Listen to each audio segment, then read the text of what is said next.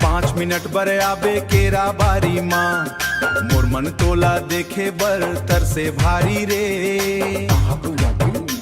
कर्मा के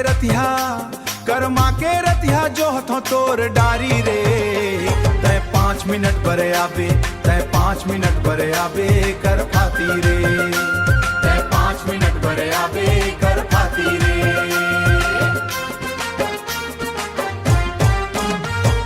केरा पाना हिलथे पुरवाही हवा मा, तोर नाव गूंजे मोर संगी दुआर मा।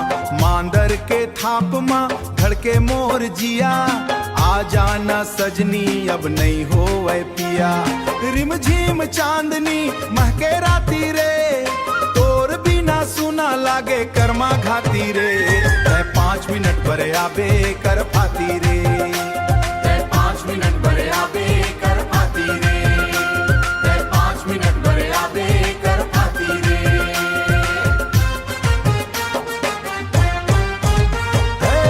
गांव के चौरा में नाचे संगी जोड़ी, तोर गोरी मुस्कान लागे चंदा थोड़ी।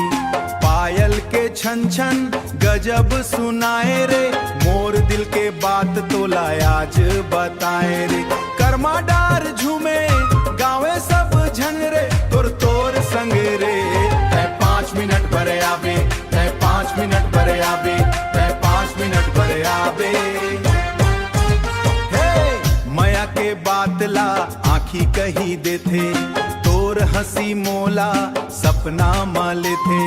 केरा बारी भीतर बैठबो संग संग, मांदर के ताल मा जुड़ जाही रंग।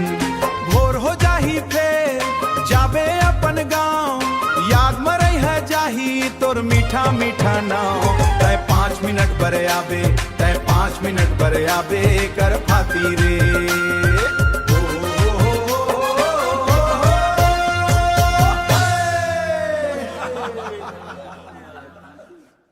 जय जोहार संगवारी हो।